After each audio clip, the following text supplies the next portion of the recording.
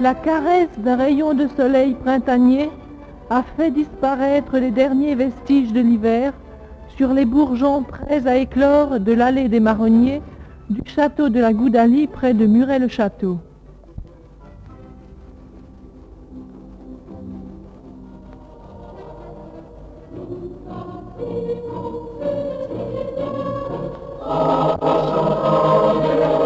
C'est ici, dans ce domaine qui appartient à l'association avéronaise de colonies de vacances, que jeunes gens et jeunes filles, élèves moniteurs et élèves monitrices viennent au début de la belle saison, sacrifiant leurs vacances de Pâques, s'initier pendant un stage de 8 jours organisé par le ministère de l'Éducation nationale aux fonctions combien exaltantes qui leur seront confiées dans les centres de vacances de l'association.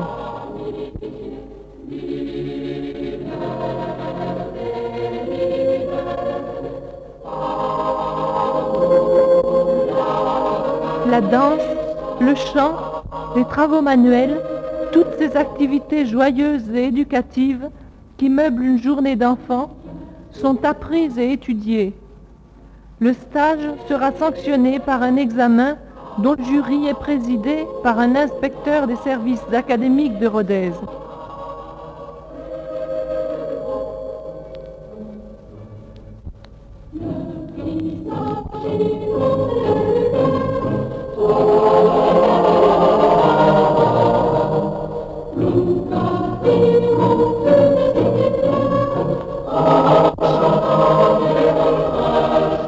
Le soir, dans le calme et l'intimité du salon réfectoire, les responsables du stage élaborent au coin du feu de vastes projets et préparent avec enthousiasme les grandes vacances de nos enfants.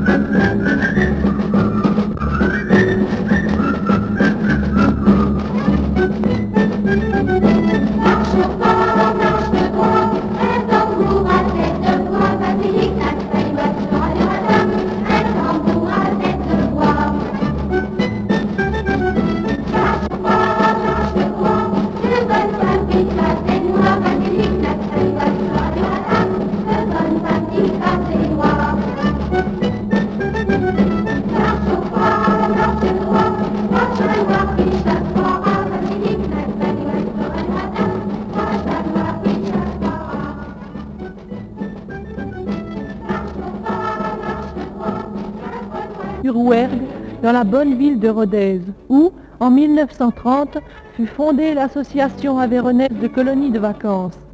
Elle se fixa comme but de procurer aux enfants qui lui sont confiés, sans aucun de croyance ou de classe sociale, des séjours agréables en montagne ou à l'océan. Grâce au dévouement d'un conseil d'administration particulièrement actif et à la générosité de ses nombreux amis et bienfaiteurs, grâce aussi à un personnel de direction compétent, le nombre d'enfants qui était de 98 en 1930 a passé à 800 en 1940 pour atteindre 2110 au cours de l'année 1958, totalisant près de 50 000 journées de vacances. Issus de toutes les couches de la population, ces enfants quittent pour 3 semaines le cadre habituel de leur vie, les ruelles étroites, l'ambiance bruyante de nos cités modernes, pour trouver au bord de la mer ou en montagne l'espace et le grand air qui leur fait tellement défaut.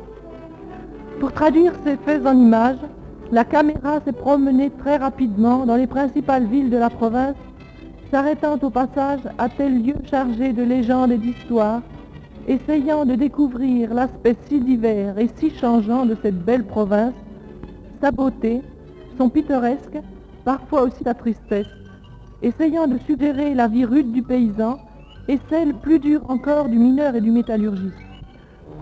Nous venons de quitter Rodez et sa merveilleuse cathédrale pour nous diriger vers Villefranche, la perle du Rouergue, dont les rues moyenâgeuses, la chapelle des pénitents noirs, la collégiale et la chartreuse attestent l'exceptionnelle histoire. Contrastant avec ce riche passé, nous voici à Decazeville, la cité noire, où tant d'enfants n'ont comme seul horizon que l'alignement triste des maisons qu'obscurcissent les fumées noires des fabriques et des usines.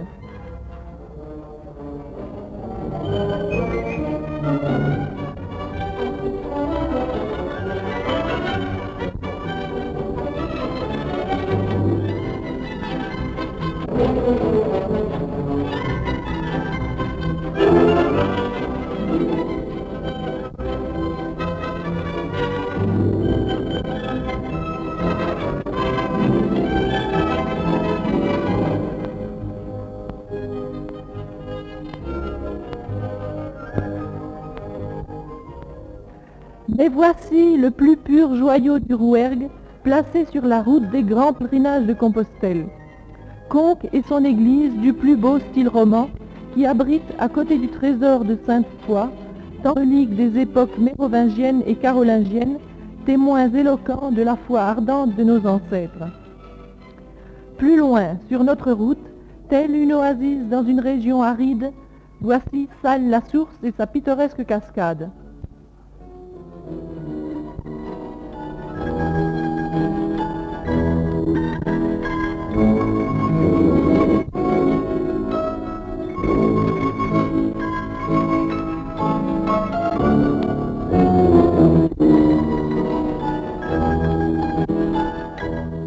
Bozoul et son gouffre, qui abrite un vieux bourg moyenâgeux aux ruelles étroites et pittoresques.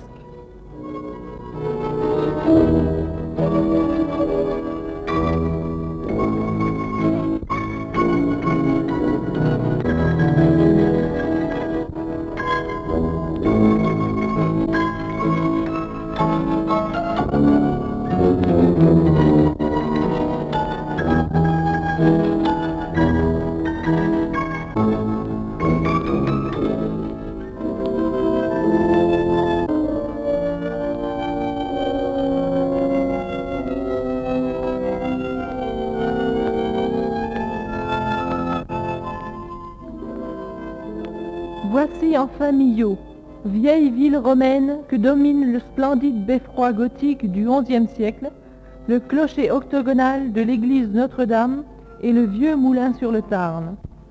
C'est aussi dans cette ville qu'on découvre le pilori sur lequel furent livrés aux railleries du public les commerçants indélicats, méthode bien plus efficace que le contrôle économique du XXe siècle.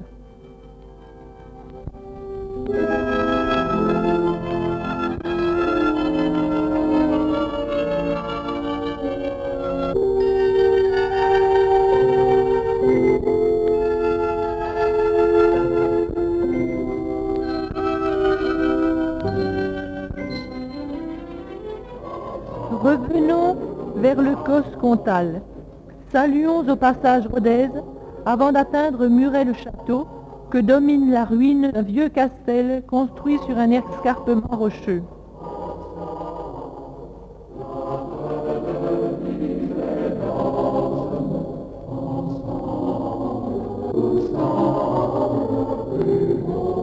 C'est à la sortie de ce village que nous rencontrons le premier groupe d'enfants confiés à l'association. Ils nous guideront à travers le Causse désolé vers cette autre oasis de verdure d'où émerge le vieux château de la Goudaille.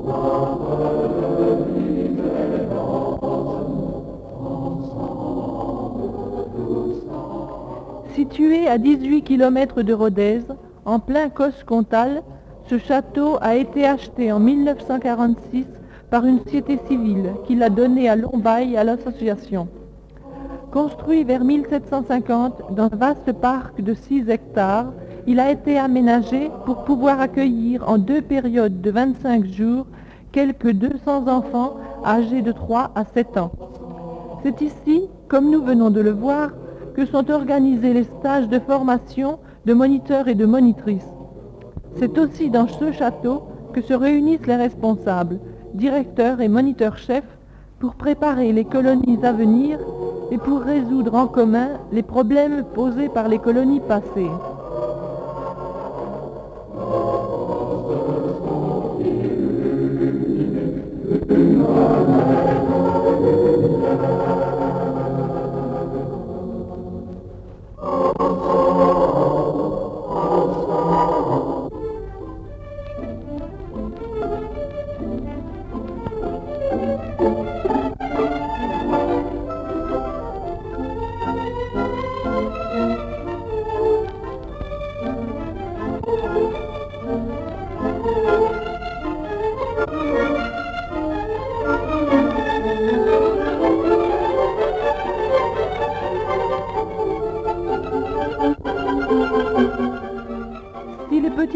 Se préparent à leur futur rôle de maman en confectionnant de mignons petits berceaux, déjà bâtisseurs.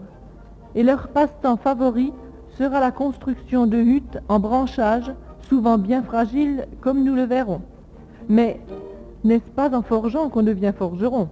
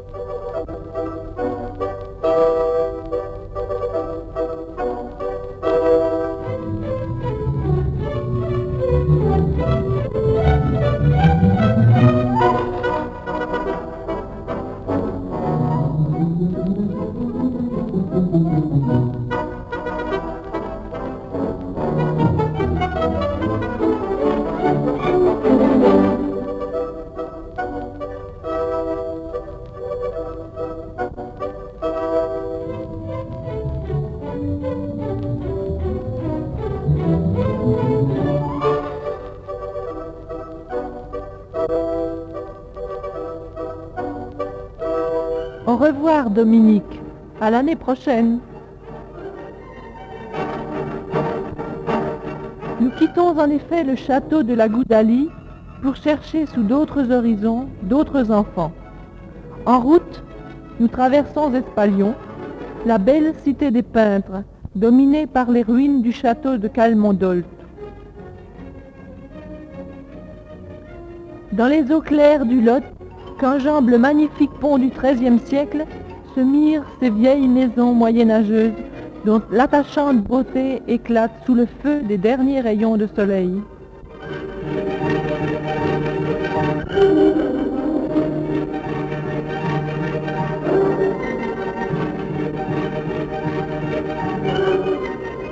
À près de 1500 mètres d'altitude, sur les monts de l'Aubrac, couverts de forêts et de pâturages savoureux, nous sommes accueillis par le représentant de la célèbre race bovine qui fait la renommée de l'Aubrac. C'est ici, dans les burons toujours actifs en été, que les Cantales font leur prestigieux fromage. C'est cette région aussi qu'a choisi l'association pour y implanter une colonie dans le petit village de Bonnefond, à proximité de Saint-Chély-d'Aubrac. Cette colonie accueille à l'ombre du vieux donjon construit par les moines d'Aubrac chaque année 130 garçons en 2 périodes de 25 jours. Située à proximité de l'immense forêt domaniale où naissent les Boraldes, ruisseaux aux eaux limpides qui déferlent en bouillonnant vers le Lot, cette colonie offre 1000 ressources aux jeunes adolescents qui y séjournent. Malgré la pauvreté des locaux que fait oublier très heureusement la splendeur du site, l'association ne peut satisfaire toutes les demandes pour cette colonie dont l'aménagement et l'agrandissement ne sont freinés que par son manque de ressources.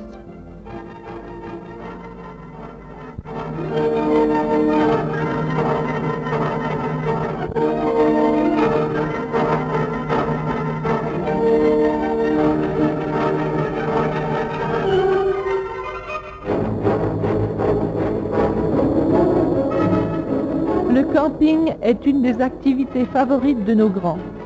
Encadrés de moniteurs avertis, ils partent en groupe à la découverte du pays, montent leurs tentes, préparent leur cuisine, organisent leurs jeux et apprennent ainsi à dépasser les 1000 difficultés que suppose à leur âge déjà la vie en commun.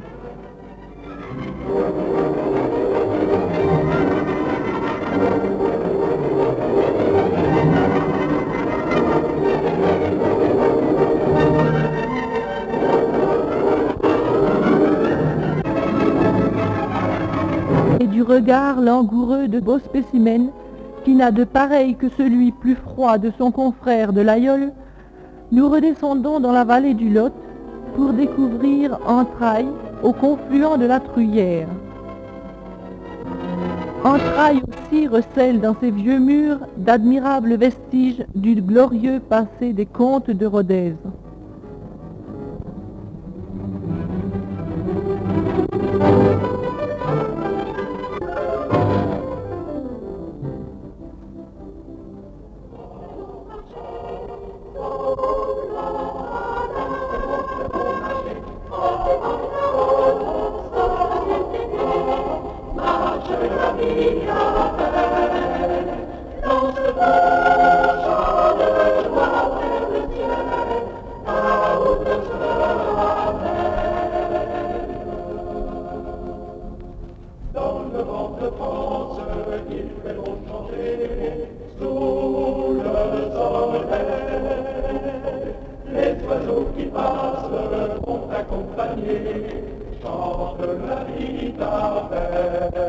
Situé à 800 mètres d'altitude sur le plateau de la Viadène, entouré d'une majestueuse forêt de sapins, le château du Valadou appartient à la caisse d'allocation familiale de l'Aveyron qui le met à la disposition de l'association moyennant un bail à long terme.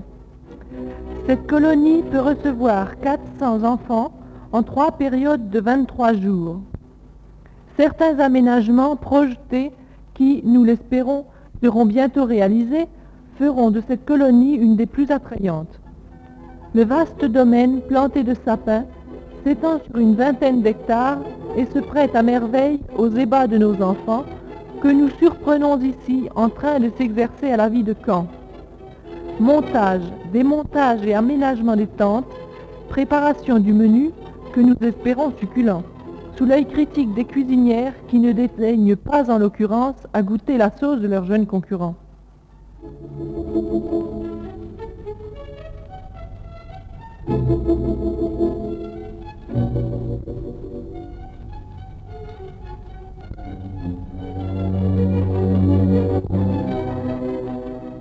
Le Valadou, grâce à sa situation exceptionnelle, est aussi le centre d'une multitude de promenades et d'excursions aussi divertissantes qu'instructives.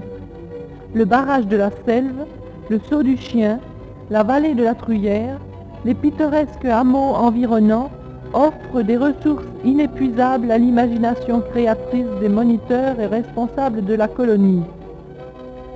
De bonne heure ce matin, et malgré un temps maussade, nous assistons aux derniers préparatifs d'une expédition qui mènera plusieurs groupes par des chemins différents au hameau de Besbeden, à quelques kilomètres de la colonie. À travers champs et forêts, les équipes sont déjà en route alors que le ravitaillement, comme dans toute troupe bien organisée, suivra en arrière-garde et empruntera pour plus de sûreté la route. Besbeden était une petite commune actuellement délaissée et déserte, juchée sur un étroit promontoire rocheux d'où émerge une petite église. C'est ici que viennent s'ébattre les garçons, tout en respectant les maisons abandonnées, avant de rejoindre au fond de la vallée le carré de verdure qui, pour aujourd'hui, remplacera la table du réfectoire.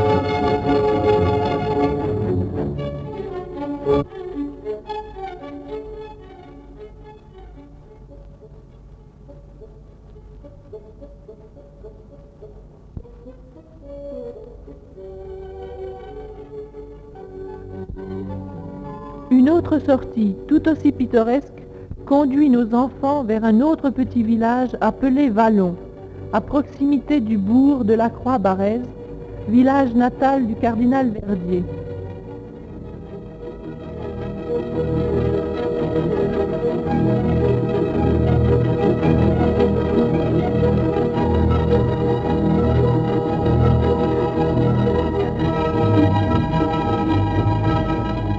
Vallon domine du haut de la falaise les gorges de la Truyère.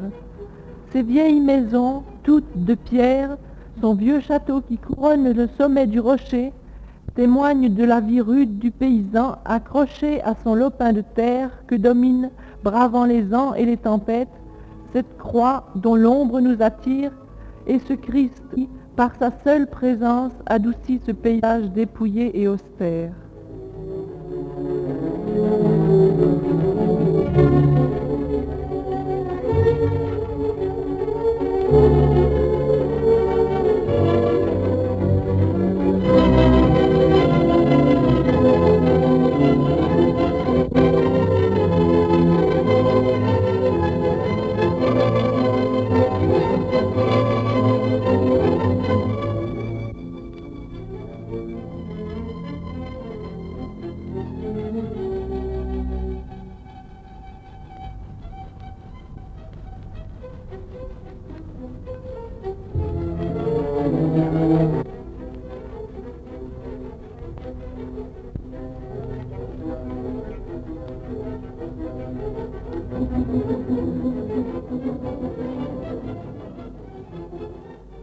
Judicieusement équilibrées, les activités physiques intenses alternent harmonieusement avec des activités plus calmes, plus éducatives aussi. Le moulage du plâtre est particulièrement apprécié. Les formes les plus diverses sorties des moules sont séchées et peintes et prendront peut-être place, après les vacances, parmi les bibelots de famille.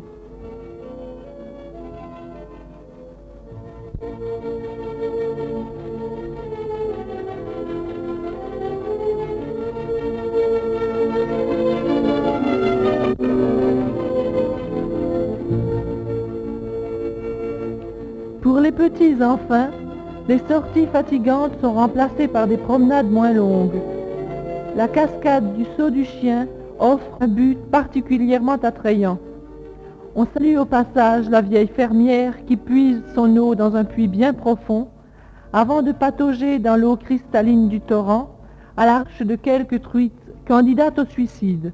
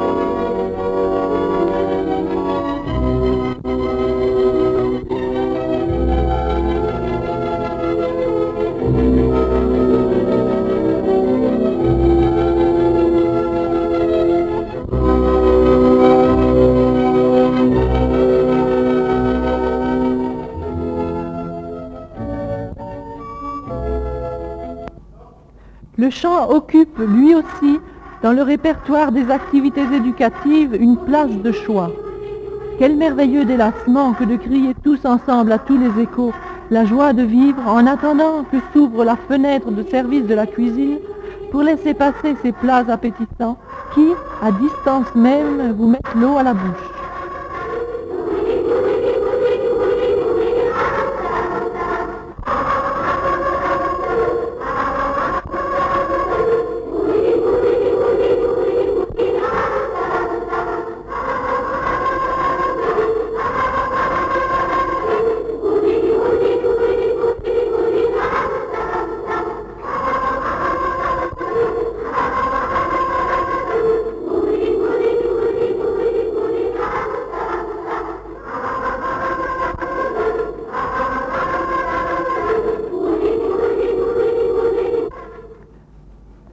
Après les garçons, le Valadou accueille aussi une colonie de filles et d'enfants des classes maternelles, auxquelles les religieuses, secondées de monitrices, témoignent une attention toute particulière.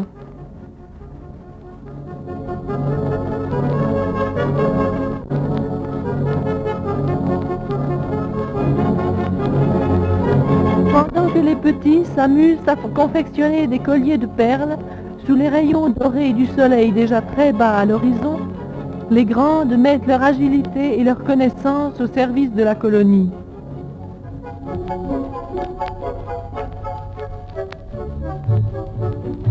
Les unes confectionnent des sous-verts qui trouveront place dans les dortoirs.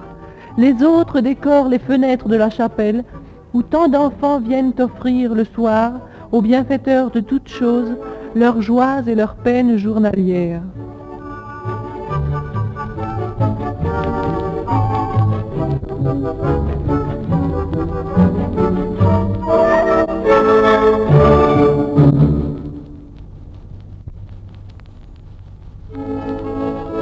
Cette fois, nous reprenons la route pour un long voyage cette fois-ci. Encore une fois, nous traversons Entrailles avant de nous engager dans le défilé sauvage et grandiose qui longe le Lot et qui débouche sur la charmante cité d'Estaing, dont l'imposant château gothique nous rappelle la gloire de l'illustre famille d'Estaing.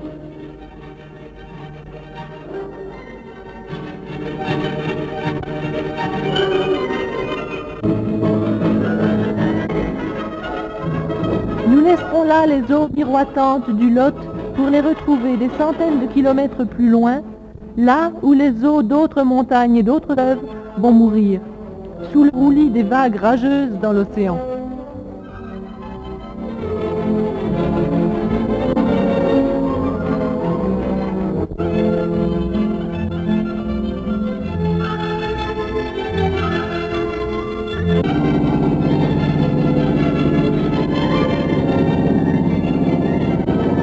Dans toute sa splendeur, voici Royan, qui n'était qu'un amas de ruines il y a 10 ans.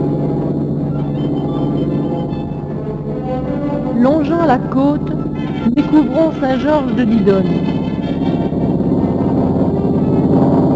Son phare et l'immensité de la mer.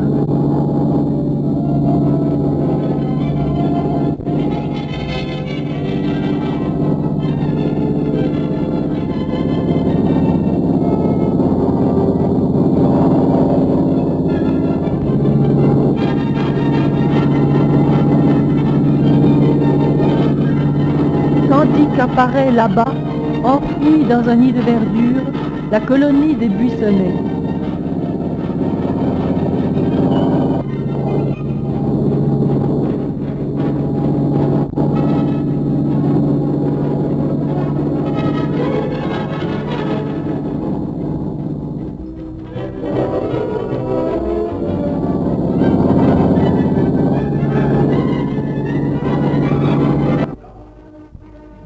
Bordée de lumière, nous découvrons au sol, cette fois-ci, la ville de Royan, le front de mer que nous longeons, l'hôtel des postes avant d'atteindre Saint-Georges-de-Didonne.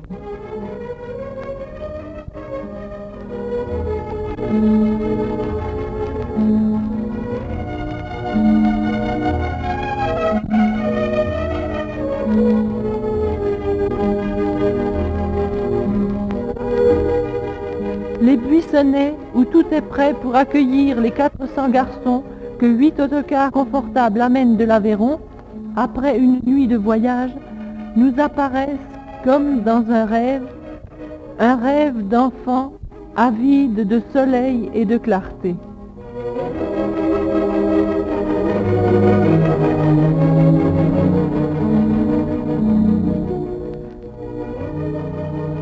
Pendant que les cars sont vidés de leur chargement et que les chauffeurs leur font une nouvelle toilette, allons visiter ce domaine dont une partie fut acquise par l'association en 1930 déjà et qui fut baptisée Colonie de vacances Sainte-Thérèse. En 1933, un nouveau terrain s'ajouta à l'ancienne propriété et l'association y construisit un bâtiment en dur qu'on dénomma les Buissonnais. Jusqu'en 1939, l'association accueillait dans ces bâtiments environ 200 garçons par an. Les combats de 1944 et 1945 dévastèrent hélas la colonie. La colonie Sainte-Thérèse était entièrement détruite et les Buissonnais gravement sinistrés. L'association se remit hardiment à l'œuvre et, en 1946, les Buissonnais restaurés étaient en mesure d'accueillir en 3 périodes de 21 jours 270 enfants. Grâce à la générosité des amis des Buissonnais, le domaine a pu être agrandi, si bien que les responsables ont pu envisager la réalisation de la colonie actuelle. Le financement de ces travaux importants a été réalisé grâce au réemploi des dommages de guerre, à des prêts consentis par le Conseil général de l'Aveyron et par la Caisse d'allocation familiale, grâce aussi à la générosité des nombreux amis de l'association qui participèrent avec enthousiasme aux ventes de charité et aux tombolas organisées au bénéfice des Buissonnais. À présent, cette magnifique colonie de vacances peut abriter 370 enfants par session. Au total, 1500 enfants du Rouergue trouvent annuellement dans ce domaine idéal le cadre favorable à d'heureuses vacances. À la suite du chanoine Fugit, directeur de l'association, et de M. Jean Lacombe, qui viennent d'accueillir M. le maire de Saint-Georges, allons faire un rapide tour de la propriété. L'escalier d'honneur nous conduit vers le bâtiment principal haut de 3 étages.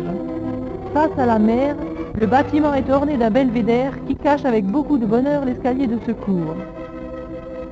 Du sommet de ce belvédère, la vue s'étend jusqu'à l'horizon sur l'immensité de l'océan. Au sous-sol du bâtiment, la chapelle est ornée de fresques de style néo-byzantin réalisées par Nicolas et de décorations brodées par les directrices de colonie. De l'autre côté de la route, enfin, nous découvrons le bâtiment de l'infirmerie qui peut recevoir dans ses 30 chambres les petits malades. À côté de ce bâtiment, une piscine permet aux enfants de se familiariser avec la natation avant de se hasarder dans la mer.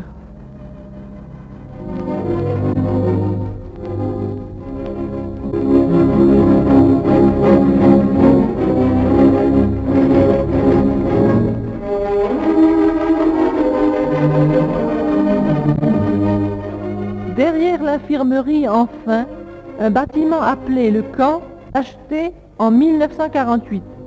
C'est ici que sont groupés les enfants et les adolescents de plus de 13 ans. L'ensemble de la propriété est dominé par l'œil rouge du phare de Suzac qui, s'il rappelle aux marins les récifs de la côte, est aussi pour nos jeunes amis le signal permanent de ralliement sous la bannière de la magnifique œuvre réalisée par l'association aveyronnaise de colonies de vacances.